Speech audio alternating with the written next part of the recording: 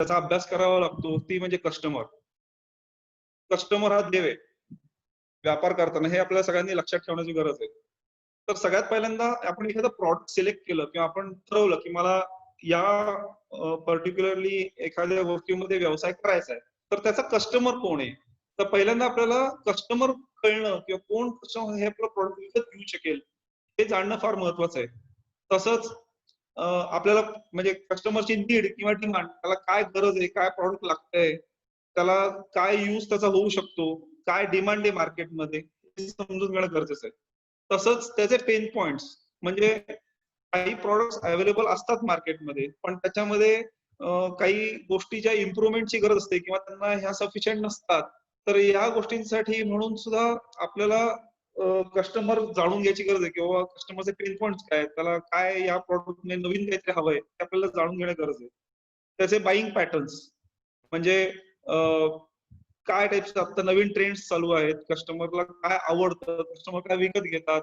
आता समजा कपड्यांचा व्यवसाय असेल तर आता तुम्ही नवीन टाइप्सचे कुठल्या जीन्स अवेलेबल आहेत, किंवा आता समजा एखाद्याचा सायकल विकण्याचा बिझनेस असेल, बायसिकल्स. आता पूर्वीच्या सायकल विकल्या जात नाहीत, आता तुम्हाला गेअर्सच्या ट्रेंडी बाईक्स घ्यायची म्हणजे इच्छा होते. त्याप्रमाणे आपल्याला विचार करावा लागेल की कस्टमरला काय टाईपच्या गोष्टी हव्यात किंवा आता नवीन पॅटर्न्स काय आता मार्केटमध्ये.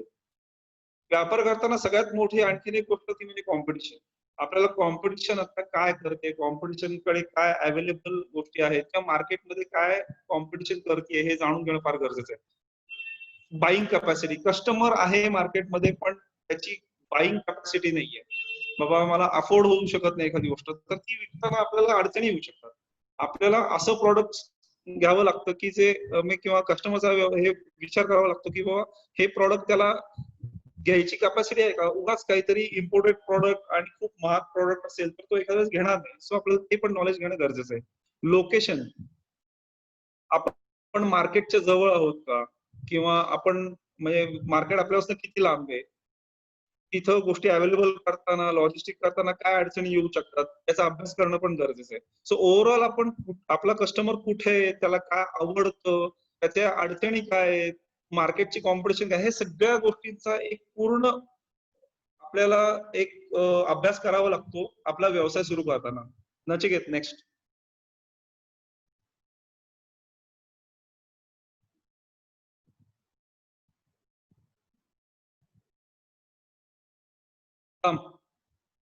आपण कस्टमर जेव्हा आपण एखाद्या प्रॉडक्ट साठी कस्टमर जेव्हा सिलेक्ट केला किंवा ग्रुप सिलेक्ट केला किंवा सेगमेंट सिलेक्ट केली, तर त्याला जे प्रॉडक्ट हवंय त्याच्यामध्ये आपल्याला प्रॉडक्ट सिलेक्शन हा सगळ्यात मोठा एक आणखीन एक भाग आहे की जो आपल्याला प्रॉडक्ट सिलेक्ट करताना की त्याचं ऍप्लिकेशन काय, युटिलिटी काय असू शकते त्याची, ते कसं वापरायचं, त्याचे स्पेसिफिकेशन्स काय आहेत, त्या प्रॉडक्टचे कस्टमरला काय काय फायदे होऊ शकतील, त्या वेगवेगळ्या गोष्टी आपल्याला लक्षात घ्याव्या लागतात प्रॉडक्ट सिलेक्ट करताना. नचिकेत, नेक्स्ट. डिझाईन, प्रॉडक्टचं डिझाईन कसं आहे, आता जुन्या टाईपचे मोठे मोबाईल आपल्याला चालत नाहीत. आपल्याला नवीन हँडी एकदम easy use smart touch mobiles आवडतात. सो तसे मोबाईल ऑफर करणं हे व्यापारी जो आहे त्याची रिस्पॉन्सिबिलिटी आहे की त्यांनी नवीन डिझाईनची, त्याचे ऑपरेशन इझी टू यूज असं प्रॉडक्ट मार्केटमध्ये आणणं गरजेचं असतं. प्रॉडक्ट सिलेक्ट करताना त्याचं रॉ मटेरियल, म्हणजे जो जिथनं आपण प्रॉडक्ट विकत घेतो किंवा तो जो मॅन्युफॅक्चर आहे तो कुठल्या टाईपचं रॉ मटेरियल वापरतोय, कॉम्पोनंट्स यूज करतोय, हे फार महत्वाचं आहे. अगदी टिपिकली आपली अगदी मसाल्याचा व्यवसाय कोणी करत असेल तर त्याचे जे इन्ग्रेडियंट्स आहेत, त्याचे जे मसाल्यांचे जे वेगळे हे आहेत, ते कुठल्या क्वालिटीचे तो वापरतो हे आपल्याला समजून घेणं फार गरजेचं आहे. किंवा एखाद्या वेळेस आपण समजा एखादा फ्रीज घेतला किंवा घरात कुठली डोमेस्टिक आयटम घेतला की त्याच्यामध्ये टीव्ही असेल, तर आपण कुठल्या टाईपचं कॉम्प्रेसर त्याने वापरलाय, त्या टिपिकल छोट्या छोट्या गोष्टी आहेत, या आपण समजून घेणं गरजेचं असतं प्रॉडक्ट सिलेक्ट करताना. Next, quality and performance. आपल्याला आजकाल गुगल वरती वगैरे खूप साऱ्या गोष्टी इझिली अवेलेबल असतात, त्यामुळे तो थोडासा अभ्यास करणं फार गरजेचं आहे की आपण जे प्रॉडक्ट सिलेक्ट करतोय त्याची क्वालिटी, परफॉर्मन्स, कस्टमरचे फीडबॅक्स कसे आहेत, त्याचा परफॉर्मन्स कसा आहे, तो किती चांगल्या प्रकारे कस्टमरला युज होऊ शकतो हा विचार करणं गरजेचं आहे.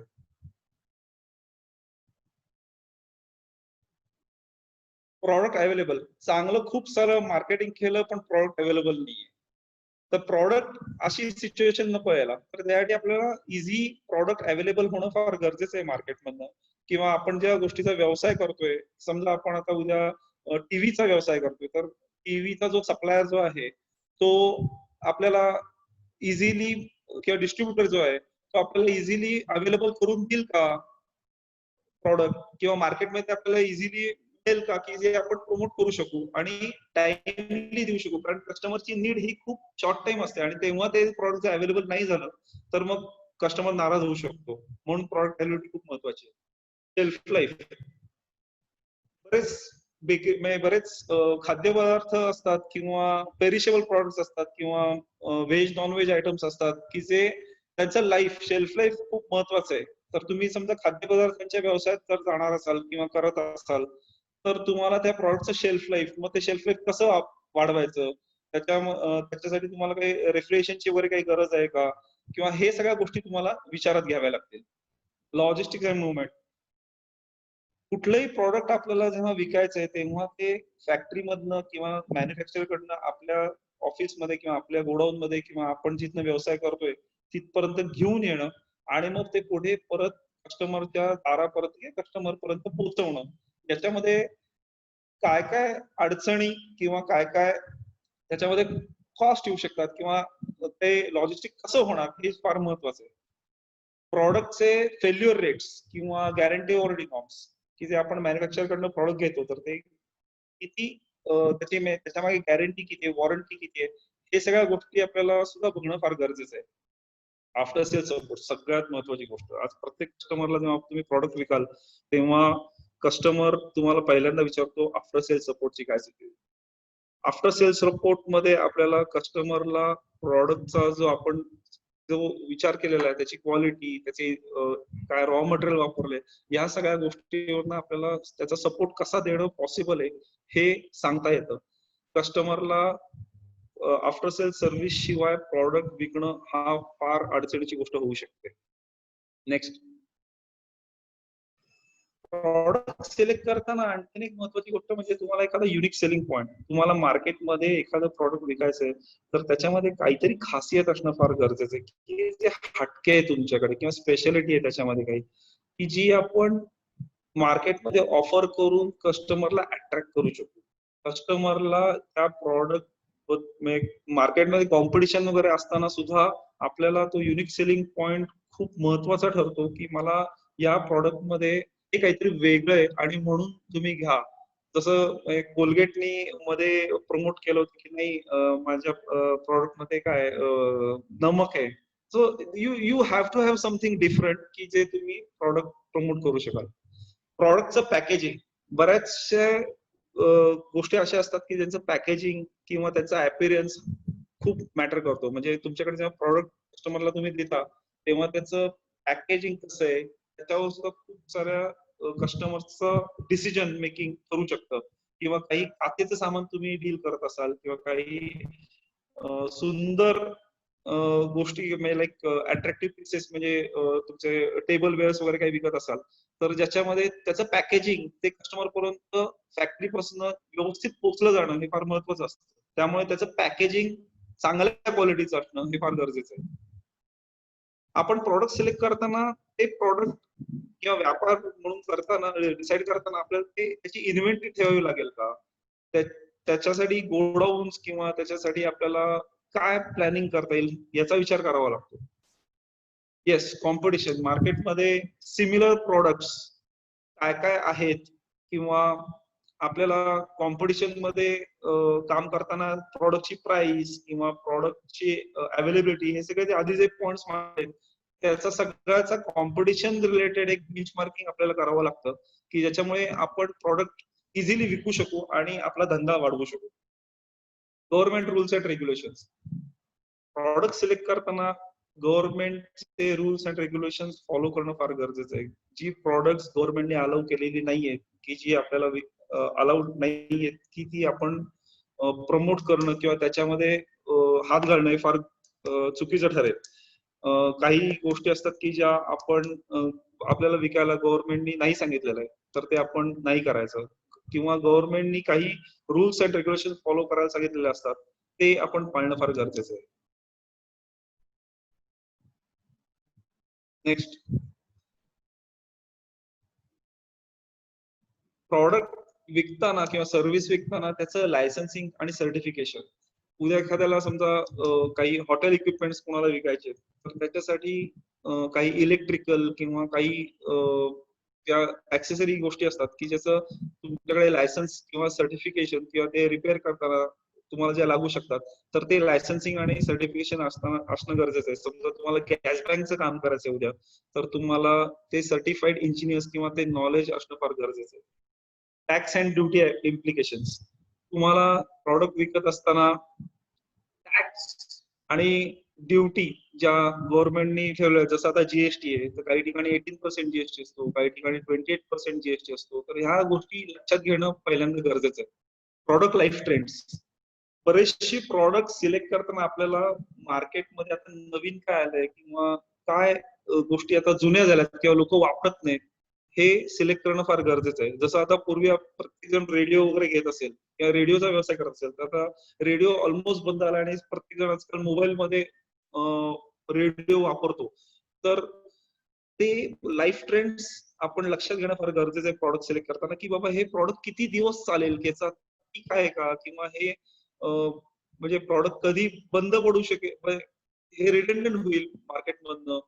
तर अशा प्रॉडक्ट मध्ये हात घालणं फार अगदी चुकीचं ठरेल. Next,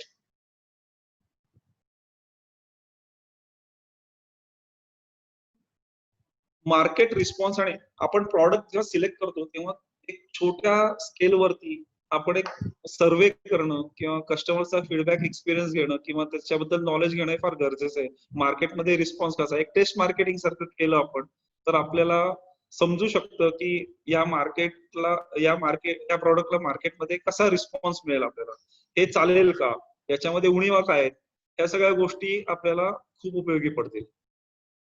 last and foremost thing is relation with supplier. बऱ्याच वेळा आपण धंदा चालू करतो किंवा व्यापार चालू करतो, तेव्हा त्याच्या आणि आपण पुढे जातो 1 वर्ष 2 वर्ष, त्याच्यानंतर सप्लायर बरोबरची आपली जी रिलेशन्स आहेत, ही डेव्हलप होणं फार गरजेचं आहे. सप्लायर बरोबरची रिलेशन डेव्हलप होणं फार गरजेचं आहे. कारण बऱ्याच वेळेस काही प्रॉडक्ट मध्ये प्रॉब्लेम्स आले किंवा काही गोष्टी आपल्याला रिप्लेस करून त्याच्यात मार्केटमध्ये, तर त्यावेळेस सप्लायरचा सपोर्ट किंवा एखाद्या गोष्टीमध्ये अपग्रेडेशन करून हवंय कस्टमरला, तर ते करून देणं आपल्याला इझी पडतं जर आपण सप्लायर बरोबरच आपली रिलेशन चांगली असतील तर. नेक्स्ट,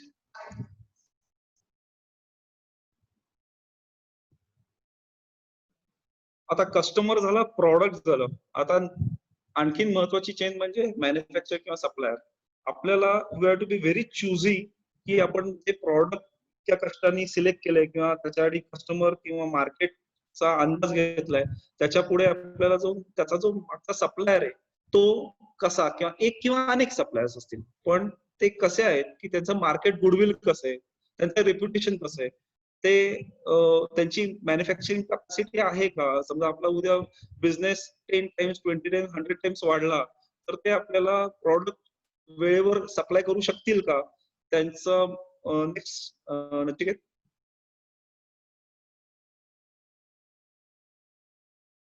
हा, ते टेक्नॉलॉजिकली ऍडव्हान्स सिस्टीम्स वापरतात का, त्यांचं R&D आहे का, की आता त्या प्रॉडक्ट मध्ये काही डेव्हलपमेंट करायचे तुम्हाला, तर ते टेक्नॉलॉजिकली ते तुम्हाला सपोर्ट करू शकतात का, किंवा त्यांच्याकडे काही समजा मशिनरी आहे, सीएनसी मशीन्स असतील किंवा वेगवेगळ्या टाईपची जी आजकाल ऍडव्हान्स्ड कॉम्प्युटर सिस्टीम्स आल्यात, ते वापरतात का. कारण हे जाणून घेणं ऍज अ व्यापारी आपल्याला गरजेचं आहे. कारण उद्या मार्केट मधल्या नीड्स वाढल्या किंवा आपला बिझनेस वाढला, तर आपल्याला त्याच्याबरोबर कोप अप करणं फार गरजेचं आहे. Market presence. सप्लायरचं नाव मार्केटमध्ये ऑलरेडी रेप्युटेड असेल, तर आपल्याला बिझनेस करणं इझी होतं. सप्लायर इनोव्हेटिव्ह आहे का, म्हणजे इझी, म्हणजे तो प्रॉडक्ट नवीन आणण्यासाठी उत्सुक आहे का, की जो तुम्हाला प्रॉडक्ट अपग्रेडेशन इझिली करून देतो किंवा तो काहीतरी त्यात नवीन प्रयोग करून तुम्हाला नवीन प्रॉडक्ट विकण्यासाठी उपयुक्त करतो, हे पण बघणं गरजेचं आहे. रॉ मटेरियल अगेन, जे आपण पहिल्यांदा प्रॉडक्ट मध्ये पण बघितलं होतं की तो जे क्वालिटीचे इन्ग्रेडियंट्स किंवा रॉ मटेरियल वापरतो ते चांगल्या क्वालिटीचं वापरतो का. एखादा इलेक्ट्रॉनिक आयटम असेल तर त्याचे कंट्रोलर्स, त्याच्या वायर्स किंवा ओव्हरऑल त्याचे जे ऍक्सेसरीज आहेत ते चांगल्या क्वालिटीचे तो वापरतो का. It all matters. Quality checks, ज्या फॅक्टरीत आपण विकत घेतोय तिथं क्वालिटी चेक्स कसे आहेत किंवा त्याच्यावर सुद्धा तुम्ही जे प्रॉडक्ट विकताय त्याचा परफॉर्मन्स किंवा कस्टमरचा ओव्हरऑल एक्सपिरियन्स ऑल्सो मॅटर्स. कारण क्वालिटी जर चांगली नसेल तर प्रॉडक्ट मार्केटमध्ये दिल्यानंतर ते जर फेल झालं किंवा त्याच्यामध्ये काही महिन्या 2 महिन्यांनी समजा त्यात अडचणी आल्या तर आपलं मार्केटमधलं नाव फार खराब होतं. तर त्यासाठी आपल्याला क्वालिटी चेक्स असलेला सप्लायर मिळणं फार गरजेचं आहे. कन्सिस्टन्सी, एखाद्याकडे चांगली क्वालिटीची मशिनरी आहे, चांगल्या क्वालिटीचं रॉ मटेरियल तो वापरतोय आणि तो चांगल्या क्वालिटीची तो कन्सिस्टन्सी देऊ शकतोय का तुम्हाला. प्रॉडक्ट मध्ये व्हेरिएशन नाहीये ना. कारण आपण कॅटलॉग्स किंवा आपण प्रिंट मीडियामध्ये किंवा काही आपण कस्टमरला काही दाखवू आणि ते जे आपल्याला सेम प्रॉडक्ट किंवा सेम मिळालं नाही प्रॉडक्ट तर आपल्याला पुढे विकताना खूप अडचणी येऊ शकतात. किंवा 2 वेगवेगळे समजा एखादा तुम्ही समजा टेबल चेअर्स असं काही विकत असाल आणि मग same quality, same product, same model पण कन्सिस्टन्सी नाही, फिनिशिंग मध्ये फरक आहे, तर ते अलाउड नाहीये मार्केटमध्ये आज. नेक्स्ट, या व्हेरी इम्पॉर्टंट, कल्चर. सप्लायर कडे आपण ज्या सप्लायर कडनं प्रॉडक्ट विकत घेतोय त्याच्या कंपनी मधलं कल्चर हे कसं आहे बाबा. त्याच्यामध्ये काय नेहमी काय भांडण चालतात का, लेबर युनियनचे प्रॉब्लेम चालू असतात का. कारण त्याच्यामुळे त्याची कंपनी बंद पडणार, त्याच्यामुळे आपला व्यवसाय बंद पडणार. तो त्याच्या म्हणजे जो स्टाफ आहे किंवा सगळे जे कामगार वर्ग आहेत त्यांना तो व्यवस्थित सांभाळतो का, हे फार गरजेचं आहे.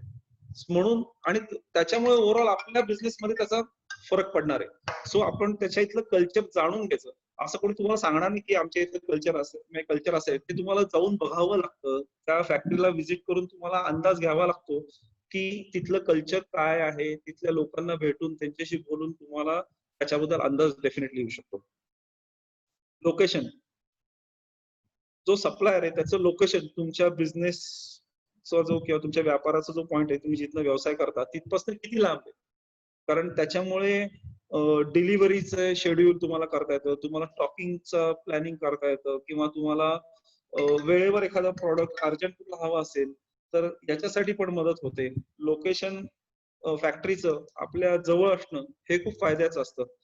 ऑल्सो समजा एखादं लोकेशन लांब असेल तर ते लोकेशन जर लांब असेल फॅक्टरी जर आपल्या व्यवसायापासून तर ते प्रॉडक्ट अवेलेबल करून देताना सुद्धा आपल्याला व्यवस्थित काळजी घ्यावी लागते. नेक्स्ट, आपण आता तिन्ही गोष्टी बघितल्या की कस्टमर बघितला, प्रॉडक्ट बघितलं, सप्लायर बघितलं. आता आपण आपल्याकडे बघायची फार गरज आहे ऍज अ ट्रेडर. आजकाल कॉम्पिटिशनचं युग आहे आणि तुम्हाला तुमचं प्रॉडक्ट किंवा तुमचं जेव्हा सर्व्हिस जेव्हा विकायची तेव्हा तुम्हाला तुमच्याकडे लक्ष देणं फार गरजेचं आहे. सगळ्यात पहिल्यात महत्वाची गोष्ट म्हणजे तुम्ही जे काही प्रॉडक्ट सिलेक्ट केलंय किंवा शोधलंय किंवा सप्लायर शोधलाय किंवा कस्टमर मार्केट शोधलंय, हे सगळं पुढे जाताना are you yourself convince की जे तुम्ही प्रॉडक्ट सिलेक्ट केलंय. जर तुम्ही स्वतःच कन्व्हिन्स नसाल आणि तुम्हाला 10 गोष्टी प्रॉब्लेम म्हणून वाटत असतील, तुमच्या प्रॉडक्ट मध्ये प्रॉब्लेम म्हणून वाटत असतील तर तुम्ही कसं काय विकणार पुढे. तुम्हाला त्या प्रॉडक्ट बद्दल तुम्हाला स्वतःला कॉन्फिडन्स पाहिजे. कारण तो कॉन्फिडन्स तुमचा पुढे बोलण्यात किंवा कस्टमरला कन्व्हिन्स करण्यात खूप उपयोगी होतो. म्हणून you yourself should be very much convinced about the product or service you are going to sell. तुमचा रोल ऍज अ ट्रेडर कस्टमरकडे आता ऍज अ सोल्युशन प्रोव्हायडर असला पाहिजे. म्हणजे त्याला जे पेन पॉइंट्स आहेत किंवा त्याची नीड आहे किंवा त्याची वॉन्ट आहे तर त्याला तुम्ही सुटेबल सोल्युशन काय देऊ शकता याच्यावरती सुद्धा तुमचा सेल डिपेंड असतो. तुम्ही त्याला जी गरज आहे ती तुमच्या प्रॉडक्टमुळे किंवा सर्व्हिसमुळे निभावू शकते का, हे फार गरजेचं आहे. तर ते सोल्युशन, टाइमली सोल्युशन देणं याच्यामुळे सुद्धा तुम्ही खूप इम्प्रेसिव्ह होऊ शकता. Yes, as a trader you should B passionate. तुम्हाला ट्रेडिंग करणं हा तुमच्या म्हणजे हा 8 तासाचा जॉब नाही, किंवा जेव्हा तुम्ही बिझनेस करता तेव्हा तो 24 तास असतो नॉर्मली. तर मी तसा विचार करणं गरजेचं असतं की तुम्ही काय काय वेगवेगळ्या गोष्टी क्रिएटिव्हली तुम्ही मार्केटमध्ये अप्रोच होऊ शकता किंवा ऑफर करू शकता, याचा पॅशनेटली विचार केला तर तुम्हाला कोणीच अडवू शकणार नाही सक्सेसफुल होण्यासाठी. तुमचं नॉलेज आणि स्किल, तुम्हाला प्रॉडक्ट बद्दल किंवा ह्या ज्या काही सगळ्या ज्या गोष्टी आहेत, प्रॉडक्ट कस्टमरचं नीड्स किंवा ह्याच्याबद्दल किंवा सप्लायर बद्दल, हे नॉलेज आणि स्किल असणं फार गरजेचं आहे. सो तो कॉन्फिडन्स तुमच्या बोलण्यातनं झळकतो आणि मग त्याच्यामुळे कस्टमर जास्त इम्प्रेस होतो आणि ते सेज की हा, कधी कधी मी इतकं की तुम्हाला कधी कधी ऍज अ कन्सल्टंट म्हणून तुम्हाला कस्टमर बरोबर काम करावं लागतं की बाबा तुला हे नकोय, तुला हे हवंय, असं सांगावं लागतं, जे आपल्याला आपलं प्रॉडक्ट बद्दलचं नॉलेज किंवा स्किल सांगू शकतो. टेक्नो सेव्ही, आजकालच्या युगात तुम्हाला टेक्नो सेव्ही होण्याशिवाय काय पर्याय नाही. आजकाल ऑनलाईन मार्केटिंग चालतं, मोबाईलवर तुम्हाला कॅटलॉग्स पाठवावे लागतात, व्हॉट्सअप असेल, फेसबुक असेल, या सगळ्या गोष्टी तुमच्याकडे तुम्हाला अंगीकृत असणं किंवा तुम्हाला माहिती असणं फार गरजेचं आहे. कारण त्याच्याशिवाय तुम्ही आज मार्केटमध्ये उभेच राहू शकत. स्मार्टवर्क आणि हार्डवर्क. आता स्मार्टवर्क बद्दल तर सगळेच बोलतात डेफिनेटली की you should be smart to sell the product, yes. आणि त्याच्याच बरोबर हार्डवर्क. बऱ्याच वेळा मी असं बघितलंय, माझ्या घराच्या बाहेरचा किराणा मालाचं दुकान आहे, ते सकाळी 5 ला उघडतं. त्याची जी लोक आहेत, जे मालक आहेत, ते सकाळी 4 वाजता उठून सर्व दुकान बाहेर आणून लावतात व्यवस्थित. त्यांना जे प्रॉडक्ट विकायचे, त्यांना माहितीये कस्टमरला काय हवंय, लगेच हाताशी काय लागेल प्रॉडक्ट, ते त्यांना अवेलेबल करून देण्यासाठी म्हणून तो माणूस पहाटे 4 ला उठून त्यांच्याशिवाय पर्यायच नाहीये. किंवा तुम्हाला मार्केटमध्ये कस्टमरला जाऊन भेटायचंय, कधी कधी तुम्हाला म्हणजे कस्टमर सुद्धा सांगतो की आज सकाळी या, संध्याकाळी या. There are lot of things ज्यात तुम्हाला हार्डवर्कला पर्याय नाही. स्मार्टवर्क नक्कीच आजकालच्या जगात स्मार्टवर्कला डेफिनेटली फायदे होतात, पण हार्डवर्कला सुद्धा पर्याय नाही. Next is your presentation skills. तुम्हाला जे प्रॉडक्ट कळलंय किंवा तुम्हाला कस्टमरची नीड कळली आहे, तर ते तुम्ही कसं प्रेझेंट करता खूप मॅटर करतं. तुमच्याकडे काय क्वालिटीची इन्फॉर्मेशन आहे, त्याचे म्हणजे त्याचे यूज, ऍप्लिकेशन कसं आहे, त्याच्याबद्दल प्रॉपरली तुमच्याकडे प्रिंट मीडियामध्ये किंवा तुमच्याकडे त्याच्या स्लाइड्स असतील, प्रेझेंटेशन असेल, तर ते प्रेझेंटेशन चांगल्या प्रकारे करता येणं हे फार गरजेचं आहे. तुमची स्टाईल आणि बिहेवियर, तुम्ही कसे दिसता, तुम्ही कसे वागता, तुमचं ओव्हरऑल बिहेवियर कसं आहे, हे सर्व काही कस्टमर बघत असतो.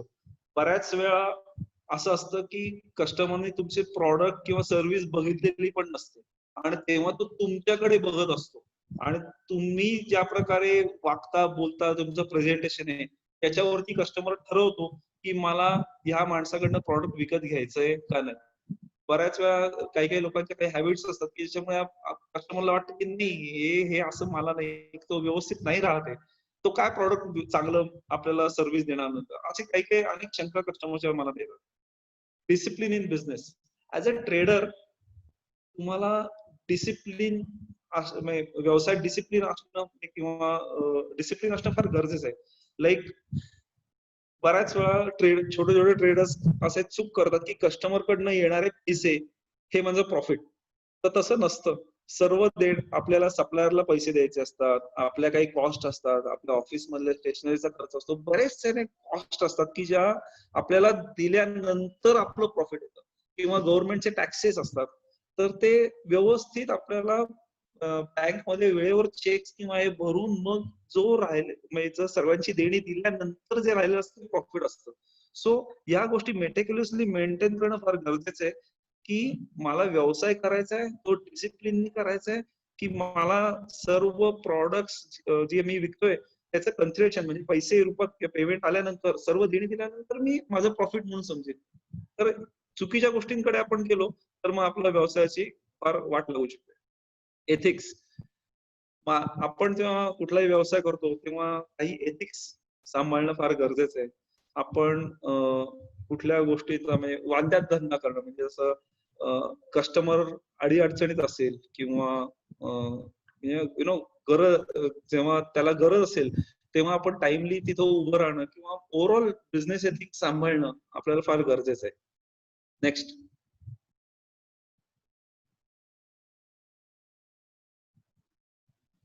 येस.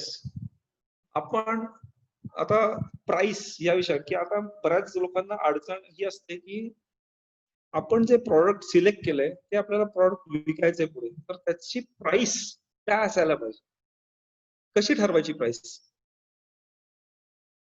आपण प्रॉडक्ट घेतल्यानंतर किंवा आपण प्रॉडक्टची प्राइस ठरवताना सगळ्यात महत्वाची गोष्ट म्हणजे त्याची परचेस कॉस्ट काय आहे, आपल्याला सप्लायर कडनं काय इनव्हॉइसिंग झालंय, किंवा आपण ते विकत घेताना आपण सप्लायरला जे पैसे वगैरे दिलेले आहेत, तर त्याच्या मागे आपण काही आपले पैसे गुंतवलेत, स्वतःचे पैसे गुंतवलेत, तर त्याची कॅपिटल कॉस्ट किंवा बँकचे इंटरेस्ट, भांडवल उभं केलंय आपण बँकेकडनं, तर त्याची कॉस्ट, ऍडमिनिस्ट्रेटिव्ह कॉस्ट तुमच्या ऑफिसमध्ये, किंवा तुम्ही जो स्टेशनरी वापरता, मोबाईल वापरता, या सगळ्या कॉस्ट किंवा फाईल्स असतील, या सगळ्याची कॉस्ट तुम्हाला लक्षात घेणं गरजेचं आहे. लॉजिस्टिक, ट्रान्सपोर्टेशन कॉस्ट, माथाडींची कॉस्ट, लॉट ऑफ थिंग्स की ज्या तुम्हाला प्रॉडक्टचे प्राइसिंग ठरवताना या कॉस्ट लक्षात घ्यायला पाहिजे. इन्शुरन्स, बऱ्याच गोष्टींच्या ज्या हाय व्हॅल्यू आयटम्स असतात टिपिकली, ज्याच्यामध्ये तुम्हाला प्रॉडक्ट फॅक्टरी मधनं तुमच्यापर्यंत येताना किंवा कस्टमर पर्यंत पोहोचवताना त्याचा ट्रान्झिट इन्शुरन्स करावा लागतो, किंवा ओव्हरऑल तुमच्या गोडाऊन मध्ये काही प्रॉडक्ट्स आहेत तर त्याचा इन्शुरन्स करावा लागतो, कारण in case of any fire or theft you have to take care of that loss. So त्याचा इन्शुरन्सची कॉस्ट ही पण तुम्ही लक्षात घ्यायला पाहिजे. स्टॉक्स अँड होल्डिंग कॉस्ट, तुम्ही बऱ्याच वेळा तुमचं स्टॉक भरून ठेवलाय किंवा माल भरून ठेवलाय, किंवा काही पेरिचेबल गुड्स आहेत त्याच्यासाठी रेफ्रिजरेशन काही इक्विपमेंट वापरले, तर त्याची इलेक्ट्रिसिटी बिल्स किंवा ओव्हरऑल तुमची गोडाऊनची कॉस्ट ही तुम्हाला लक्षात घेणं गरजेचं आहे. Your expenses, salaries and cost, म्हणजे तुमचे ओव्हरऑल खर्च, तुमच्याकडे जे लोक काम काम करतात, डिलिव्हरी बॉयज असतील किंवा मॅनेजर्स असतील किंवा तुमच्याकडे काही अकाउंटची लोक असतील, यांच्या सॅलरीज कॉस्ट या लक्षात घेणं गरजेचं आहे. After sale service and spares cost, म्हणजे तुम्ही प्रॉडक्ट विकल्यानंतर त्याच्या गॅरंटी वॉरंटी मध्ये सुद्धा असे बरेच काही तुम्हाला आफ्टर सेल सर्व्हिस द्यावी लागते कस्टमरला, की त्याच्यासाठी तुम्हाला सप्लायर सपोर्ट करत नाही, तुम्हाला ती कॉस्ट बेअर करावी लागते कधी. तर त्या कॉस्टचा थोडाफार का होईना आपण विचार करून आपल्या कॉस्टिंग मध्ये किंवा प्राइसिंग ठरवताना तो भाग लक्षात ठेवायला पाहिजे. प्रमोशन कॉस्ट, तुम्हाला प्रॉडक्टचं प्रमोशन करायचं आहे, कारण ते आता प्रॉडक्ट प्रमोशनच्या म्हणजे तुम्ही कुठे एक्झिबिशन मध्ये गेला आहे, प्रमोट केलेला आहे, किंवा तुम्ही सेल्स फोर्स ठेवलेला आहे स्वतःकडे, किंवा तुम्ही काही म्हणजे एजन्सीज एजन्सीज आहेत त्या प्रमोट करतात, तर त्यांना त्यांची जी कॉस्ट आहे ती पण लक्षात घेणं गरजेचं आहे. पॅकेजिंग कॉस्ट, आपल्याला कधी कधी प्रॉडक्ट रिटेलिंग जेव्हा करायचंय तेव्हा रिपॅकिंग करावं लागतं, तर त्याच्यासाठी जी पॅकेजिंग कॉस्ट, किंवा डिस्प्ले आणि डेमो कॉस्ट, म्हणजे आपल्याला काही प्रॉडक्ट्स डिस्प्ले करावे लागतात किंवा डेमो करावे लागतात की जी आपल्याला फुल म्हणजे कम्प्लीट प्राइसला किंवा एमआरपी ला विकता येत नाही, तर त्याची कॉस्ट जी आहे, जी आपण डिस्प्लेला जी आपण डिस्प्ले एरियासाठी म्हणून जी वापरतो ती लक्षात घेणं गरजेचं आहे. इन्फ्रास्ट्रक्चर कॉस्ट, ओव्हरऑल आपल्याला जे इन्फ्रास्ट्रक्चर लागतं व्यवसाय करण्यासाठी, including your car also probably, की ज्याच्यातनं तुम्ही जाता सगळीकडे, ती कॉस्ट पण आपल्याला थोडासा अंदाज घ्यावा लागतो. गव्हर्नमेंट, टॅक्सेस, डेफिनेटली या कॉस्ट आपल्याला बघाव्या लागतील. अल्टिमेटली जेव्हा आपण बिझनेस करतो तो प्रॉफिट साठी करतो. आपलं प्रॉफिट काय असायला पाहिजे, या सगळ्या कॉस्ट गेल्यानंतर हे सुद्धा लक्षात घेणं गरजेचं आहे. आपले एक्सपेन्सेस, आपले प्रॉफिट्स याच्याबद्दल सुद्धा आपण विचार करून ठेवायला पाहिजे. नेक्स्ट. ओके. ती बेसिकली या सगळ्या कॉस्ट आहेत मार्केटमध्ये, प्रॉडक्ट आपण देतोय, कॉम्पिटिशन आहे, या सगळ्या गोष्टींचा विचार केला तर सगळ्यात महत्वाची गोष्ट आपल्याला प्राइसिंग ठरवताना लक्षात ठेवायला लागते ती म्हणजे आपल्या प्रॉडक्टची किंवा आपल्या सर्व्हिसची परसिव्ड व्हॅल्यू कस्टमरच्या डोळ्यामध्ये काय आहे, ते ठरवतं की आपल्या प्रॉडक्टची प्राइस काय. तुम्ही चांगल्या क्वालिटीचं प्रॉडक्ट दिलं, त्याच्यामध्ये काहीतरी युएसपी असेल, ते टाइमली अवेलेबल केलं, तुमचं रेप्युटेशन असेल चांगलं सर्व्हिस देण्याचं, तर तुम्हाला कस्टमर चांगली प्राइस देऊ शकतो. सो हे तुम्हाला वर्षानुवर्ष जेव्हा तुम्ही बिझनेस कराल किंवा नवीन बिझनेस कराल तेव्हा हे लक्षात ठेवायला पाहिजे की मी चांगलं प्रॉडक्ट निवडीन, मी चांगला सप्लायर निवडीन आणि मग मी चांगलं प्रॉडक्ट ऑफर करीन ज्याच्यामध्ये मी माझ्या सगळ्या कॉस्टचा विचार केला. कारण मी जर मार्जिन्स माझी सेट केली नाहीये किंवा मी माझ्याकडे काही रिझर्व ठेवले नाहीयेत, तर मग मी काय सर्व्हिस देऊ शकणार? तर त्या सगळ्या कॉस्ट केल्यानंतर तुम्हाला ठरवायचंय की आपल्या प्रॉडक्टची प्राइस काय असायला पाहिजे. नेक्स्ट.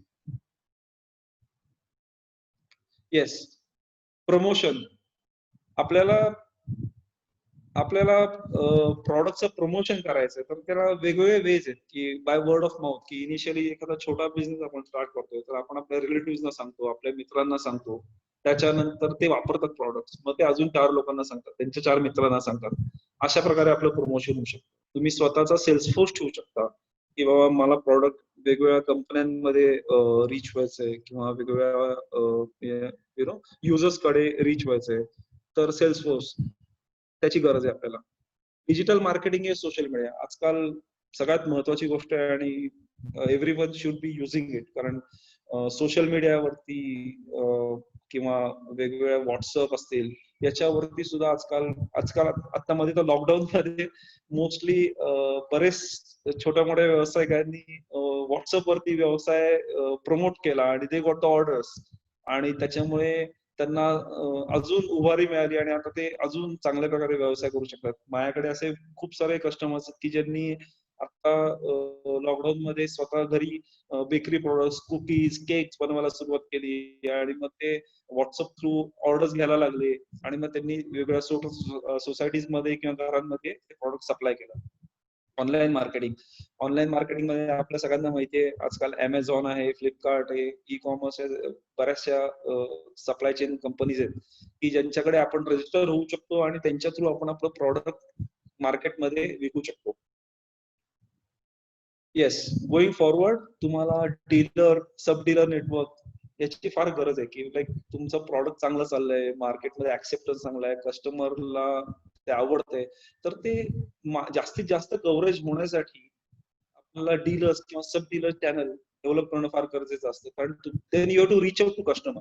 कस्टमर समजा आता आपण पुण्यात बसलोय तर पुण्यात समजा काही सातारामध्ये, कोल्हापूरमध्ये किंवा समजा हैदराबादमध्ये, दिल्लीमध्ये काही जर रिक्वायरमेंट्स असतील तर त्या आपल्याला डीलर थ्रू किंवा सब डीलर थ्रू त्या सप्लाय करणं, त्याच्या मागे आफ्टर सेल सर्व्हिस देणं हे दोन्ही पॉसिबल होऊ शकतं.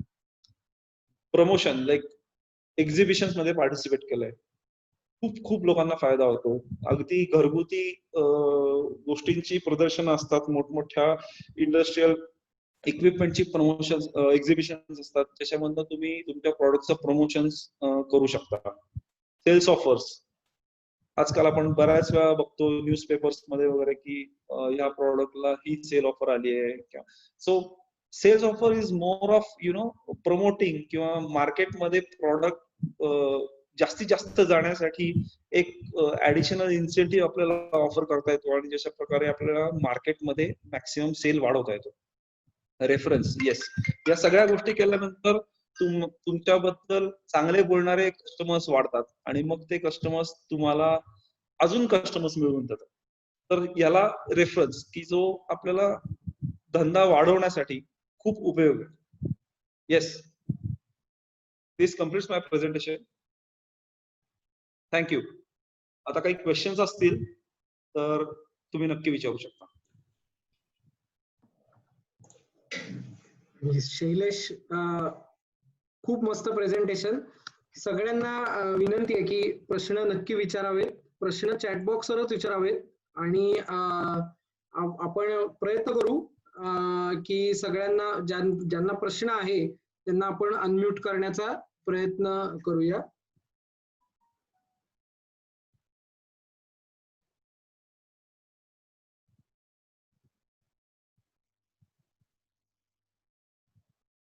हा, नमस्कार कुलकर्णी साहेब, बोला.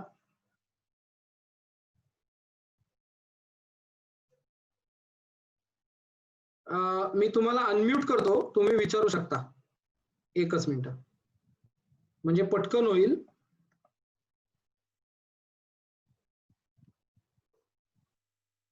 हा, मी अनम्यूट केलंय आपल्याला. थँक्यू नचिकेत. मी सत्यजित बोलतोय. हा बोला. Thanks for presentation.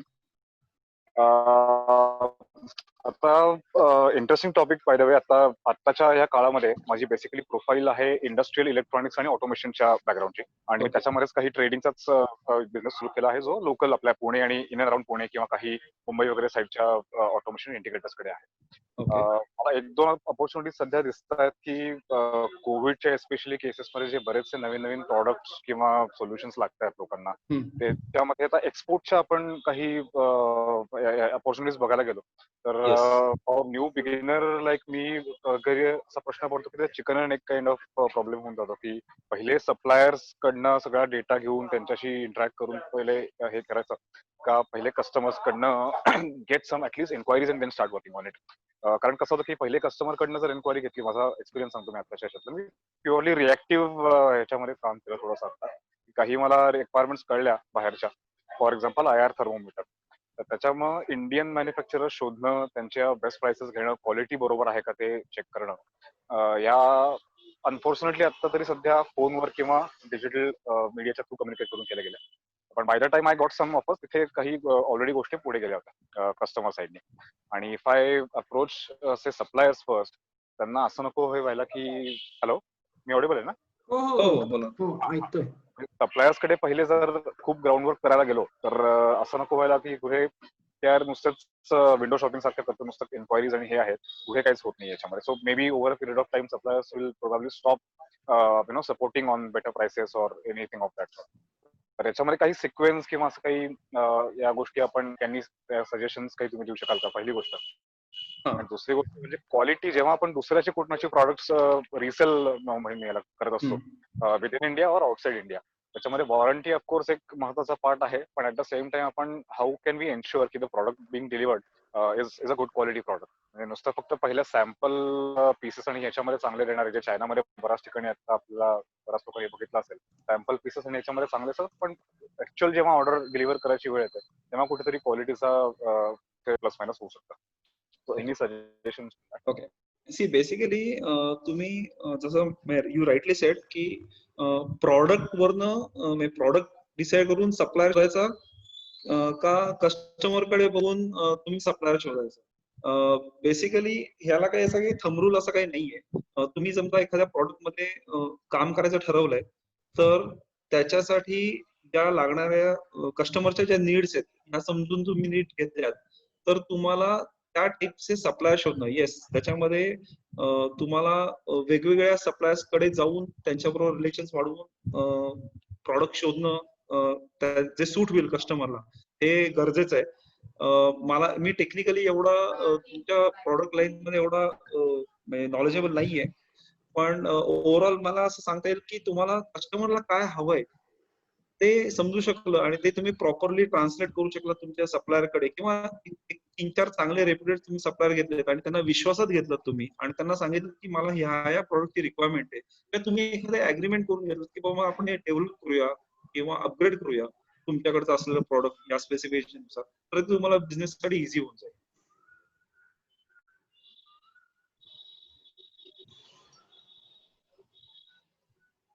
Hope I answered your question.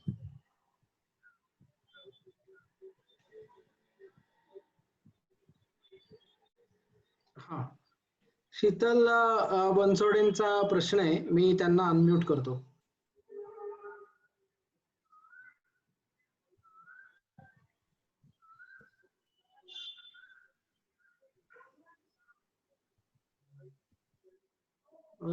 Unmute होत नाहीयेत समहाऊ, पण पुढचा पण मी प्रश्न घेतो एक. आपल्याला चॅटवर प्रश्न आलाय सुधीर परांजपे यांचा. How to know which are the products available for sale in market and is product trading training provided by manufacturer? Yes, definitely. प्रॉडक्टचं ट्रेनिंग तर डेफिनेटली मॅन्युफॅक्चरर देतोच किंवा तिची जबाबदारी असतेच.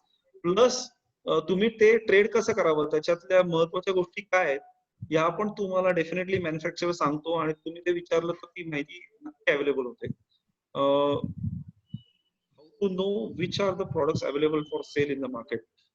वेल हा ऍक्च्युली तुम्हाला विचार करून किंवा तुम्हाला ठरवावं लागेल की मला कुठलं प्रॉडक्ट मार्केटमध्ये आणायचं आहे. It decides everything. बरोबर. नचिकेत पुढचा पुढचा प्रश्न घ्यायचा. प्रश्न आहे हो प्रसाद देशपांडे यांचा. ग्रामीण भागातील युवकांनी स्वयंरोजगार सुरू केल्यानंतर आपण त्यांना त्यांची उत्पादन विक्री या सर्वासाठी काय सुचवाल? त्यांनी Okay. विक्री कशी करावी? ग्रामीण भागातनं शहरी भागात जर माल आणायचा असेल तर कशा पद्धतीने विक्री व्यवस्था असावी? सी आता येस तुम्हाला जेव्हा तुम्ही ग्रामीण भागात आहात आणि जेव्हा युवकांनी काही एकत्र येऊन स्वयंरोजगार सुरू केलाय तर त्याचं जे प्रॉडक्ट आहे तर डेफिनेटली तुम्ही विचार केला प्रॉडक्ट हे तुम्ही जे स्वयंरोजगार चालू केला असेल तेव्हा आधी नक्कीच विचार केला असेल की हे मला कुठे विकायचं आणि कसं विकायचं. म्हणजे किंवा कुणालाही गरज आहे या प्रॉडक्टची कस्टमर बद्दल तुम्हाला डेफिनेटली माहिती असेल. आता एकदा तुम्हाला कस्टमर माहिती असेल किंवा जे पुणे मुंबईमध्ये फॉर एक्झाम्पल असतील तर तिथं रिच आउट होताना त्या प्रॉडक्टच्या अलाइन दुसरे कुठले प्रॉडक्ट मार्केटमध्ये अवेलेबल आहेत किंवा समजा तुम्ही काही ग्रामीण भागात म्हणजे समजा फॉर एक्झाम्पल काही हातमाग बनवायला सुरुवात केली किंवा हातमागावरती बनवलेली काही प्रॉडक्ट्स डेव्हलप केले की जी तुम्हाला मार्केटमध्ये पुणे मुंबई सारख्या मार्केटमध्ये विकायचे तर ऑलरेडी सिमिलर लाईन्स मध्ये बिझनेस करणारे कोणी ट्रेडर्स पुणे मुंबईमध्ये आहेत का तर त्यांच्याशी बरोबर तुम्ही टायअप करून तुमची युएसपी तुमच्या प्रॉडक्ट क्वालिटी बद्दल त्यांना समजवू शकता आणि त्यांच्यातून ते प्रॉडक्ट मार्केटमध्ये प्रमोट करू शकता. बरोबर. मी याच्याबद्दल देऊ का? हो मंदार बोल. ग्रामीण भागामधला जो स्वयंरोजगारी तरुण जो आहे त्याच्याकडे जर काही प्रॉडक्ट्स तो जर बनवत असेल तर ते मार्केटमध्ये पोहोचवण्याकरता शहरी भागामध्ये जे स्वयंरोजगारी तरुण आहेत किंवा शहरी भागांमध्ये ज्या डिस्ट्रीब्युशन चेन्स आहेत सिमिलर प्रॉडक्टच्या त्यांना टायअप करणं ही की असू शकते. कारण स्वयंरोजगारीत ग्रामीण भागातले जे स्वयंरोजगारीत लोक जे आहेत की जे काही प्रॉडक्ट तयार करतात म्हणजे असे उदाहरणार्थ पापड तयार करतायत किंवा लोणची तयार करतायत किंवा काय गोवऱ्या म्हणजे गोमयपासून काही खत तयार करतात काही प्रॉडक्ट असू शकेल तर तो तयारही करणं आणि तो शहरी भागामध्ये आणूनही विकणं हे दोन्ही एकाच माणसाने किंवा एकाच ग्रुपने करणं सुरुवातीला थोडं अवघड जाईल.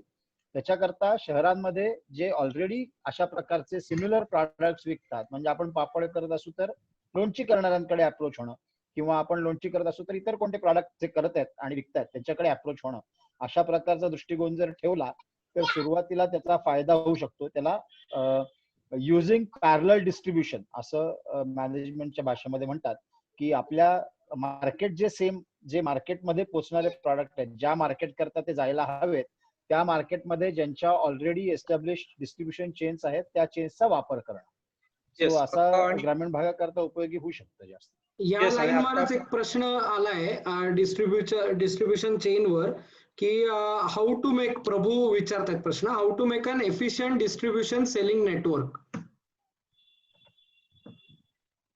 How to make efficient distribution network see याच्यामध्ये दोन प्रकार असतात. एक म्हणजे आता आपण जसं बोललो तसं की सिमिलर प्रॉडक्ट लाईन्स मधले जे ऑलरेडी एस्टॅब्लिश्ड प्लेयर्स आहेत त्यांच्याकडे अप्रोच होणं आणि आपलं प्रॉडक्ट त्यांच्या शेल्फ मध्ये एक ऍड ऑन म्हणून ऑफर करणं हे एक main easiest way of going ahead.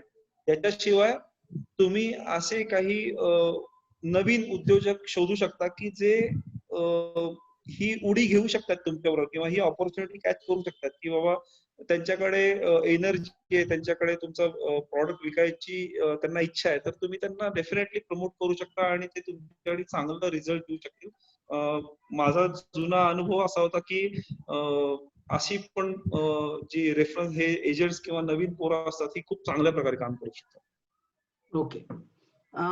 तुझ्या प्रेझेंटेशन वर एक कमेंट आली आहे राजेश नाईक तुला सांगतात की very nicely narrated the subject.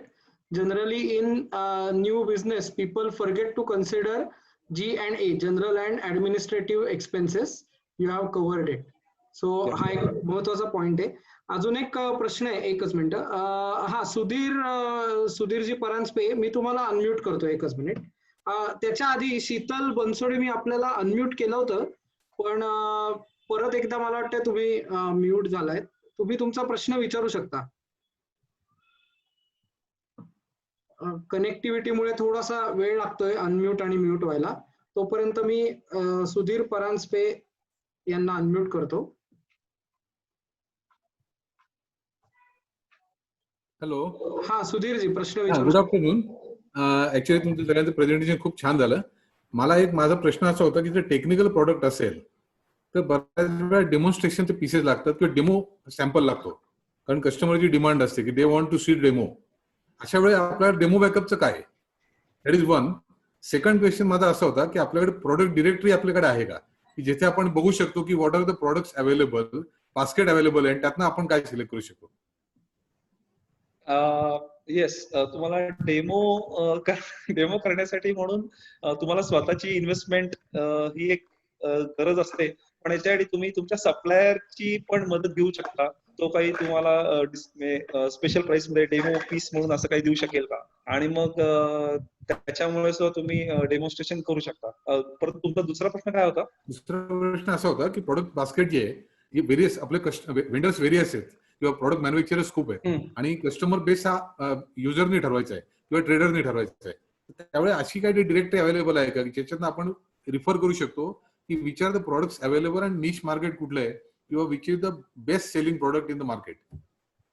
Sir, best selling product तेच असतं की जे तुम्ही चांगल्या प्रकारे विकू शकता. तुम्हाला असं काही तुम्हाला कोणी स्पून फिडिंग करू शकणार नाही किंवा सांगू शकणार नाही की हे product see if you are a very good trader तर तुम्ही म्हणजे मॅन टू मड काही विकू शकता. पार्थ अभ्यंकर, मी तुम्हाला अनम्यूट केलंय. हा मंदार बोल. प्रॉडक्ट लिस्ट बद्दलच्या प्रश्नाचं उत्तर द्यायला आवडेल की अशी इतके खूप प्रॉडक्ट जगामध्ये अवेलेबल आहेत जे भारतात अवेलेबल नाहीत असेही आपल्याला इंटरनेटच्या माध्यमातून आपण शोध घेऊ शकता की जे इम्पोर्ट होऊ शकतात, जे आपण इथल्या गरजेनुसार ते देऊ शकतो. पण गरज आयडेंटिफाय होणं इज अ की. म्हणजे तुम्ही समजा व्यवसाय देणार असाल तर कुठल्या प्रॉडक्टची तुम्हाला जे मार्केट दिसतंय त्या मार्केटमध्ये कुठल्या प्रॉडक्टची गरज आहे हे जर तुम्हाला शोधता आलं तर तो प्रॉडक्ट शोधणं हे सोपं आहे. हा एक विषय. किंवा तुम्हाला इंट्युशनने एखादा प्रॉडक्ट वाटला की हा प्रॉडक्ट फार भारी आहे, आपल्याला खूप छान वाटतोय, तर त्याची गरज कुठे आहे का याचा शोध घेणं ही उपयोगी ठरू शकतं. म्हणजे एखादा सप्लायर आहे, एखाद्या मित्राने प्रॉडक्ट केलाय आणि तो विकू जाऊ शकतो असं आपल्याला वाटतं, तर तो कोणत्या ठिकाणी विकायला जायला लागेल असं थोडं टेस्ट मार्केट करून बघितलं तरी सुद्धा सुरुवातीला त्याचा अंदाज येऊ शकतो. त्यामुळे दोन्ही बाजूनी ही ऍक्टिव्हिटी होऊ शकते. पण रेडीमेड शैलेश म्हणला तसं स्पून फिडिंग अवेलेबल नाही कोणताच. आणि म्हणजे अशी रेडीमेड बास्केट जर अवेलेबल असेल तर सगळेच ट्रेडर होतील ना. त्यामुळे मग नोकऱ्या कोणीच करणार नाही, सगळेच जण व्यापार करतील. तसं होत नाही, त्यामुळे आपल्याला कष्ट करण्याशिवाय पर्याय नाही. Okay, thank you. बरोबर. थँक्यू. पार्थ अभ्यंकर, मी आपल्याला अनम्यूट केलंय, तुम्ही बोलू शकता. येस. सो माझा प्रश्न असा आहे की आमचं आता सॉफ्टवेअर ऍज अ सर्व्हिस असा एक बिझनेस आहे. म्हणजे आमचा प्रोडक्ट जे आहे ते सॉफ्टवेअर आहे. तर त्याच्यामध्ये आम्ही मंथली कॉस्ट घेतो. तर त्यामध्ये जेव्हा आम्ही कस्टमर्सना अप्रोच करतो तेव्हा ही कन्सेप्टच त्यांना नवीन असते, कारण काय ट्रेडिशनली बऱ्याचशा स्मॉल टू मिडियम बिझनेसेस आहेत त्यांना सवय अशी आहे की आपण एखादी पैसे दिले आणि सॉफ्टवेअर प्रोक्युअर केलं की ते आपल्या मालकीचं आहे किंवा आपल्याकडे लायसन्स राहतं. तर आमचं मॉडेल असं आहे की पर मंथ पेमेंट असतं. सो ते त्या दृष्टिकोनातून थोडं तुम्ही काय सजेस्ट कराल की आम्ही त्या म्हणजे याला कसं पेनिट्रेट करू, त्यांना एक्सप्लेन करायला की म्हणजे ऑन गोईंग मॉडेल हे चांगलं कसं आहे? वेल, म्हणजे तुमच्या या प्रॉडक्ट मध्ये बऱ्याच वेळा असं असतं की एखादं प्रॉडक्ट विकत घेणं, त्याची सॉफ्टवेअर कायमस्वरूपी विकत घेणं, त्याची कॉस्ट, आणि तुम्ही मंथली त्याचे युसेजचे चार्जेस देणं, हे तुम्हाला आपल्या म्हणजे आपण एखादं घर कॅश परचेस करणं आणि रोजचा ईएमआय दर महिन्याला ईएमआय भरणं, हे जसं इझी आहे किंवा त्याच्यामुळे आपल्याला जो तुमचा युजर आहे किंवा जो छोटा व्यावसायिक आहे त्याला ते किती फायनान्शियली बर्डनस असणार नाही हे तुम्हाला समजून सांगणं आणि तुमच्या सेल्स मध्ये किंवा ते सांगताना ती क्लॅरिटी असणं फार गरजेचं आहे. ओके.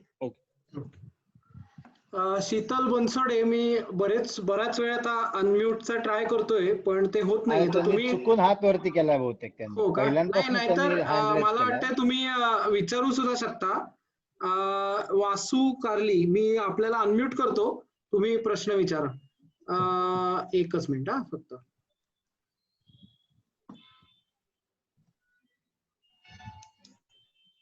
हा मी अनम्यूट केलंय. तुम्ही प्रश्न विचारू शकता. हॅलो हॅलो, येतोय हा, सर बोला. आवाज? तो आवाज हो, येतोय. बोला बोला. हा सर, मी ह्या लॉकडाऊनच्या पिरियड मध्ये एक नवीन बिझनेस चालू करायचा विचारत आहे. घाणीचं तेलाचं चालू करायला मला एक विचार आहे. फक्त तुमच्याकडे मला सजेशन आलं की घाणीचे तेल करणारे भरपूर लोक आहेत मार्केटमध्ये, नाही असं नाहीये. ओके, पण मला पण करायचं आहे. पण विषय असा आहे की आता पण एवढे घाणीचे तेल असून एवढं म्हणजे जास्त मार्केटमध्ये का नाही येत? काय प्रॉब्लेम काय की हे लोक जास्त पुढे काही येत नाही? असं ऑलरेडी खूप आहेत, ऑर्गॉन नावाले आहेत, दिल्ली म्हणजे खूप लोकांशी मला बोलणं पण झालेलं नाही असं नाही मार्केटमध्ये, पण जास्त प्रमाणात दिसत नाही लोक. पण मला करायचं तेच करायचं, घाणीचं तेलाचंच करायचं.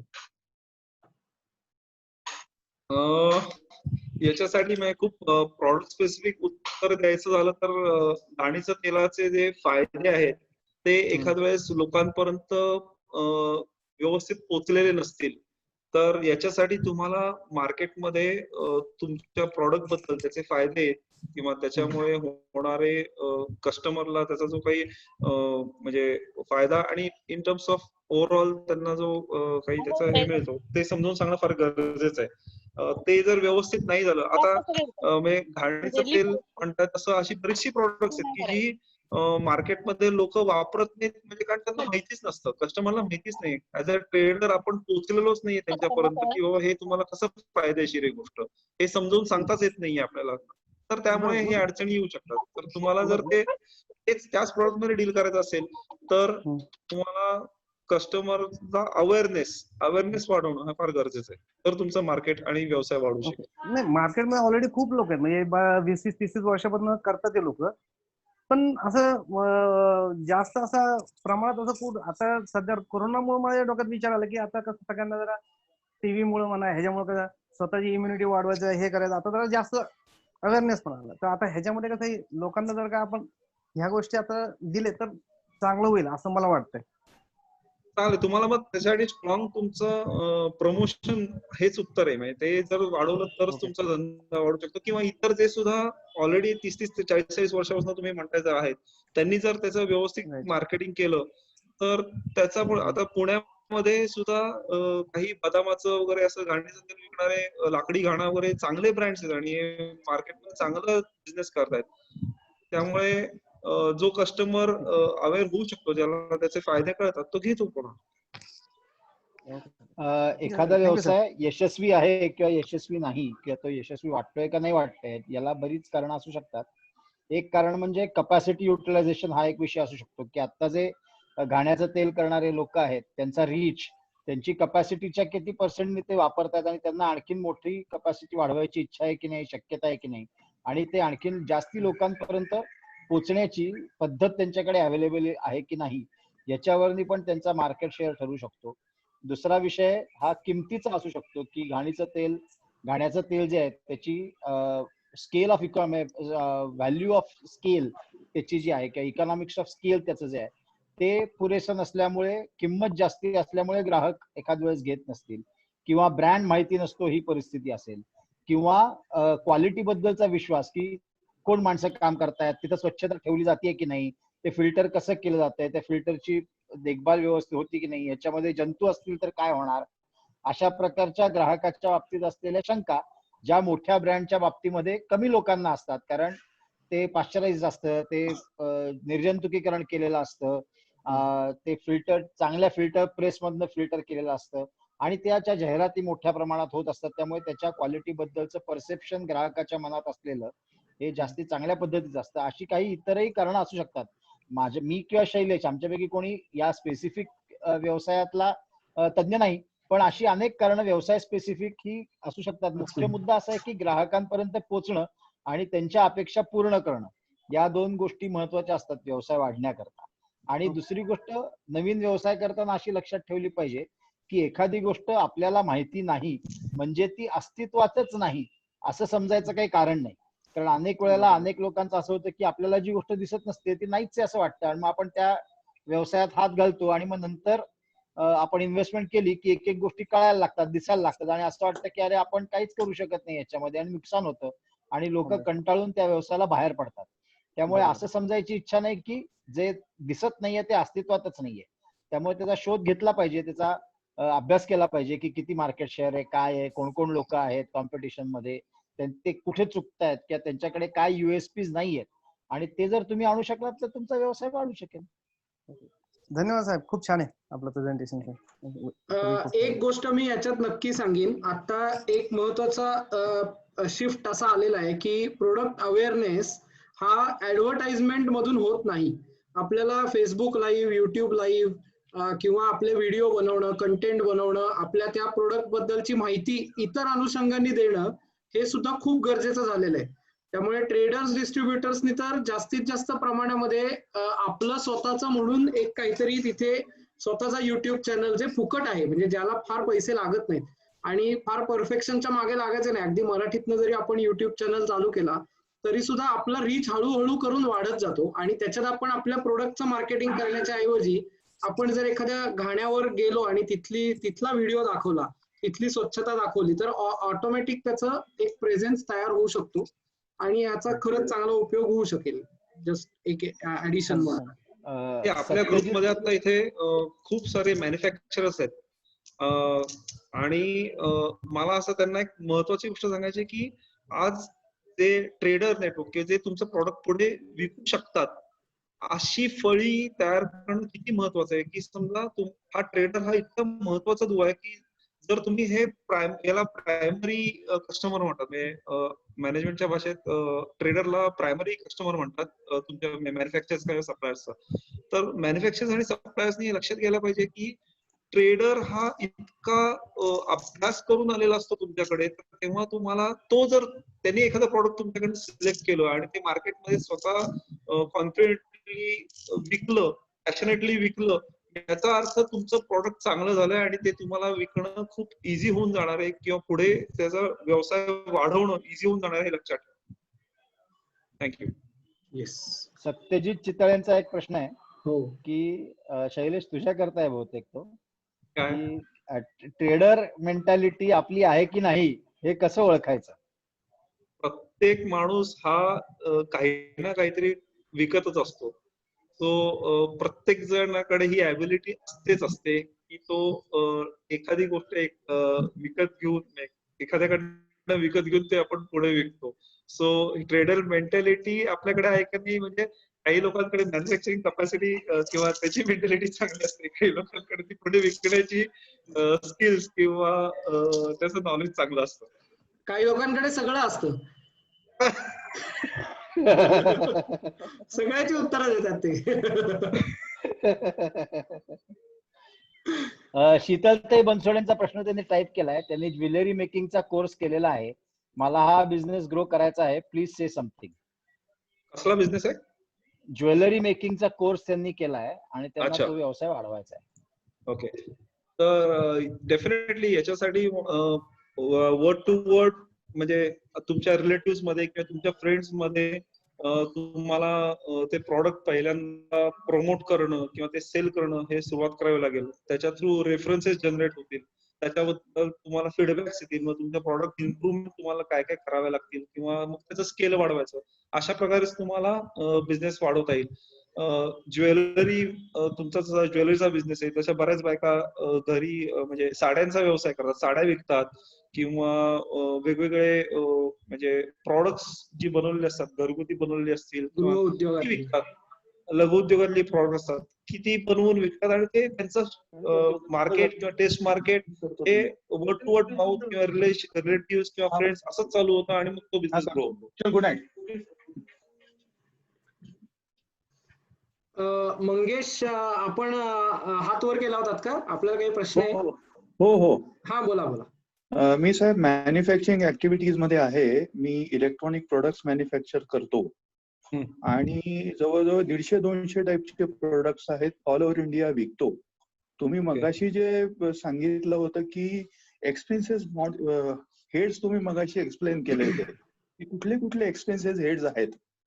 आता मला प्रश्न एक असा विचारायचा आहे की मला एक्सपेन्सेस मला माहिती आहेत, एक्सपेन्सेस वरती प्रोडक्ट कॉस्ट, त्याचं काही मॉड्यूल मार्केटमध्ये असं अवेलेबल आहे का? तुम्ही गाईड करू शकाल का? की मला माहितीये की मंथली माझे एक्सपेन्सेस एवढे आहेत आणि मंथली एवढे मी प्रोडक्ट बनवतोय. आता काय झालंय, over a period of time मला माहितीये की मी त्याला ओव्हरहेड्स किती लावायचे आणि प्रॉफिट किती लावायचा. पण ऍक्च्युअली अशा टाईपची मॉडेल्स मार्केटमध्ये अवेलेबल आहेत का? त्याचा गायडन्स मला तुम्हाला हा गायडन्स बाहेरचं कोणी देत नाही, तर तुम्हाला हा गायडन्स किंवा प्रॉडक्टची प्राइस कशी असायला पाहिजे ही डेफिनेटली तुमचा कस्टमर नक्कीच सांगतो, की तो तुमचं प्रॉडक्टचं परसिव्ह करतो किंवा त्याला त्याची किती गरज आहे किंवा त्याला तुमचं प्रॉडक्ट किती आवडलंय. याच्याशिवाय आणखीन एक महत्वाचा एक इन्फ्लुएन्स आहे तुमच्या प्राइस साठी, तो म्हणजे तुमची कॉम्पिटिशन. तुम्ही समजा कॉम्पिटिशन फ्री मार्केटमध्ये असाल तर काहीच प्रॉब्लेम नाही, you can actually reap the profits. नाही, मी पण काय जर तुम्हाला एक मिनिट, मी कस्टमाइज प्रोडक्ट मॅन्युफॅक्चर करतो. ओके, तर तशी मला कॉम्पिटिशन असं मार्केटमध्ये नाहीये. पण स्काय द लिमिट. मला एक असं मॉड्यूल पाहिजे की जे मी काय आता प्राइस कॅल्क्युलेट केलेली आहे आणि जे तुम्ही एक्सपेन्सेस हेड दाखवलेले आहेत ते परफेक्ट मॅच होते का बाबा? आता सगळं ठोकताळ्यावर चाललेलं आहे. Over a period of time मला माहिती आहे की ओव्हरहेड्स किती लावायचे आणि प्रॉफिट किती लावायचं ते. पण तुम्ही जे इतकं सिस्टमॅटिकली एक्सप्लेन केलं होतं हे एंड ऑफ द इयर आपल्याला बॅलन्स शीट मध्ये कळतं. बरोबर. पण तुमचा जो मागच्या वर्षीचा जो खर्च आहे तो तुमचा एक म्हणजे एक मिरर असू शकतो की मला मागच्या वर्षी हे सगळे खर्च आले होते किंवा माझ्या सीए ची फी एवढी होती किंवा व्हॉट एव्हर. सो ह्या ज्या कॉस्ट तुम्हाला ऑलरेडी आता मागच्या वर्षी कळलेल्या आहेत, त्याच्यानंतर त्याच्या वाढीव कॉस्ट असतात, त्याचे इन्क्रीमेंट्स असतात किंवा तुमच्या इतर इन्फ्रास्ट्रक्चरच्या मेंटेनन्सच्या कॉस्ट ज्या वाढलेल्या असतात, या सगळ्या बघून तुम्ही तुमचं प्रॉफिट मार्जिन जर ठरलेलं आहे तुमचं किती काय तुम्हाला घ्यायचंय, तर त्याप्रमाणे तुम्ही लोडिंग करून तुमची प्राइस तुम्ही नक्कीच ठरवू शकता. कॉम्पिटिशन फ्री मार्केटमध्ये तर तुम्हाला कस्टमाइज प्रोडक्ट देत असाल तर म्हणजे कस्टमरला त्याची गरज आहे किंवा त्यांनी तुमच्यापर्यंत आलाय. याच्यामध्ये काय आहे की कस्टमर जेव्हा तुम्हाला भेटून किंवा तुमच्याशी कनेक्ट झालेला आहे आणि तो तुम्हाला प्रॉपरली एक्सप्लेन करतोय त्याला काय हवंय, इथंच तुम्ही अर्ध जिंकलं. कारण याच्या पुढे कस्टमरला प्राइस हा विषय नसतो, तर त्याला ते तुमच्यावर विश्वास ठेवून तो तुम्हाला ती ऑर्डर दिलेली असते. त्यामुळे that should not be a challenge. नाही, हे सगळं मला कल्पना आहे, याच्याबद्दल नाही मला काय विचारायचं होतं आपल्याला की मी जे काय प्रोडक्ट आता बनवतोय आहे आणि मला जो काही एक्सपेन्सेस आहे त्याचं कुठलं रेडीमेड असं मॉड्यूल आहे का की हे सॉफ्टवेअर आहे बाबा त्याच्यात सगळे एक्सपेन्सेस टाकलेत. आता काय होते 250, 200, 100 ते 150 ते 200 प्रोडक्टला मला प्रत्येक प्रोडक्टला कस्टमर बेस वेगळा आहे, त्याचं रॉ मटेरियल कॉस्ट वेगळी आहे, एक्सपेन्सेस सगळ्यांना एकच आहेत कारण एकाच कंपनीमध्ये आपण हे मॅन्युफॅक्चर करतो. ते डिव्हिजन कसं करायचं? तुम्ही आता ERP कोणती वापरता? मी आता माझ्याकडे ERP नाही, मी फक्त इन्व्हेंटरी कंट्रोल सॉफ्टवेअर वापरतोय, त्यांनी सगळं कंट्रोल करतोय. ओके. टॅली वापरता का तुम्ही? टॅली वापरतो मी. अकाउंटन्सी करता टॅली वापरता आणि इन्व्हेंटरी कंट्रोल आहे ना? हा, टॅली फक्त आहे, माझ्याकडे एम्प्लॉईज नाहीये, मी ऑफलोड करतो त्या ऍक्टिव्हिटीज. बर. नाही, आपण हा प्रश्न ऑफलाईन घेऊयात. तुम्ही कॉन्टॅक्ट करा आमच्यापैकी कोणालाही, आपण याच्यावरती चर्चा करू शकतो. माझी तेच इच्छा आहे की विषय त्याच्यातला असा एक विषय असा आहे की म्हणजे price is policy, cost is a fact and profit is resultant. Okay, असं म्हणलं जातं. त्यामुळे तुम्ही प्राइस किती लावायची ही how much your customer can afford किंवा what you feel is a right price so customer doesn't feel cheated. ही प्राइसिंगची एक पद्धत आहे. आणि त्याच्या खाली जी तुमची कॉस्ट आहे ती ऍक्च्युअल तुम्हाला पडणारे एक्सपेन्सेस. मग तुम्ही तर जे ऍक्टिव्हिटी बेस्ड एक्सपेन्सेस काढू शकला, ज्याला ऍक्टिव्हिटी बेस्ड कॉस्टिंग म्हणतात, तसं जर काढू शकलात तर तसे तुम्हाला अपोर्शन करता येतात. तुम्ही जर डे बेसिस वरती काढू शकलात तर डे बेसिस वरती तुम्हाला करता येतात. किंवा तुम्हाला टाईप ऑफ प्रोडक्ट वरती तुम्ही क्लासिफाय करू शकलात मेजॉरिटी ऑफ द एक्सपेन्सेस. काही एक्सपेन्सेस आहेत ते कॉमनली डिस्ट्रीब्यूट होतात, ते तुम्हाला आयदर व्हॅल्यू बेस्ड किंवा नंबर बेस्ड किंवा प्रोडक्शन बेस्ड हे डिस्ट्रीब्यूट करायला लागतात जर तुम्हाला इतक्या अॅक्युरसीनी प्राइसिंग काढायचं असेल तर. पण तरी सुद्धा त्याच्यामध्ये काही ठोकताळे किंवा काही अध्यारूत धरणं किंवा काही एक फ्रॅक्शन हा डिस्ट्रीब्युशन फ्रॅक्शन म्हणून धरणं असं करायला लागतं. आणि ते करता जी कॉस्ट येते त्याच्यावरती तुम्हाला जर प्राइस मिळत असेल मार्केटमध्ये तर ती तुम्हाला सहज विकता येऊ शकतं. त्याच्या एवढी जर मिळत नसेल तर तुम्हाला कॉस्ट ही दुसरीकडे कुठेतरी अपॉर्शनमेंट करायला लागते, म्हणजे ज्याला मार्जिनल कॉस्टिंग म्हणतात. बरोबर. अशा प्रकारचं मार्जिनल कॉस्टिंग इतर प्रॉडक्ट्स करता तुम्हाला करायला लागतं. सो हा प्रॉडक्ट प्रॉफिटेबल आहे की नाही हे कळतं. किंवा त्याला वेगवेगळ्या 2-3 मेथड्स आहेत अनालिसिसच्या. आपण ऑफलाईन घेऊ, कारण सगळ्यांकरता ते आता इंटरेस्टचं असणार नाही.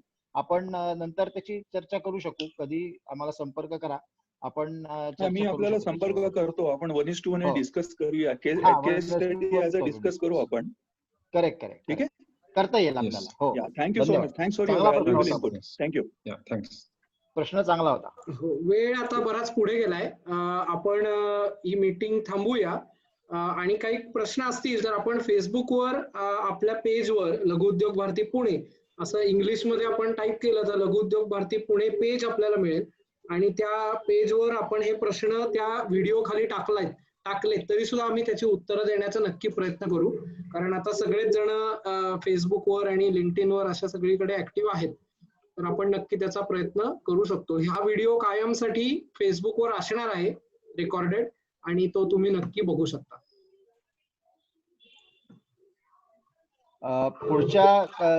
पुढच्या आठवड्याचा विषय सांगायला लागेल नचिकेत आपल्याला. पुढचा उद्योजकता म्हणजे सर्व्हिस सेक्टर आणि मॅन्युफॅक्चरिंग सेक्टर याची ओळख असा विषय असणार असा आपला विषय आहे. आणि पुढच्या आठवड्यात सुद्धा आपण बरोबर 4:30 वाजता, शनिवारी 4:30 वाजता असेच भेटणार आहोत. झूमवरच आपली हीच मीटिंग आयडी, हाच पासवर्ड असेल. त्यामुळे तुम्ही हीच मीटिंग आयडी, पासवर्ड आपल्या मित्रांना, आपल्या नातेवाईकांना पाठवला, कोणी ज्याला उद्योग करण्याची, ज्याला ह्या विषयाची माहिती घेण्याची इच्छा असेल, अशा सर्वांसाठी हे ओपन असेल. आणि फेसबुकवर सुद्धा आपण हे त्याच वेळेला बघू शकतो.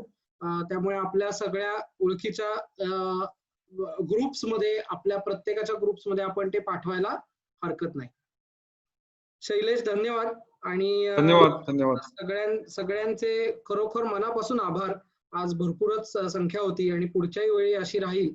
आणि लवकरात लवकर झूमचं सबस्क्रिप्शन अपग्रेड करावं लागेल, अशी आपल्यावर वेळ येऊ दे अशी अपेक्षा व्यक्त करतो.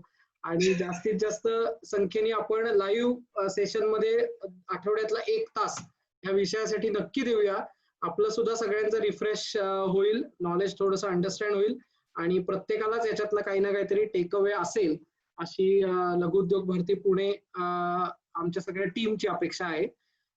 धन्यवाद सर्वांचे. ही मीटिंग आपण आता लाईव्ह बंद करतोय, आणि त्यानंतर ज्यांना कोणाला आता मीटिंग मध्ये थांबायचं असेल त्यांनी थांबायला हरकत नाही. फक्त आपण फेसबुक लाईव्ह आता बंद करतोय. धन्यवाद मित्रांनो.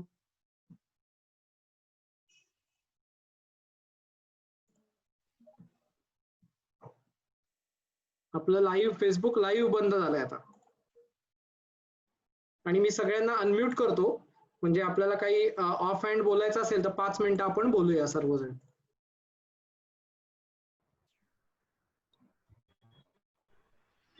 मस्त झालं Shailesh presentation. It was very comprehensive.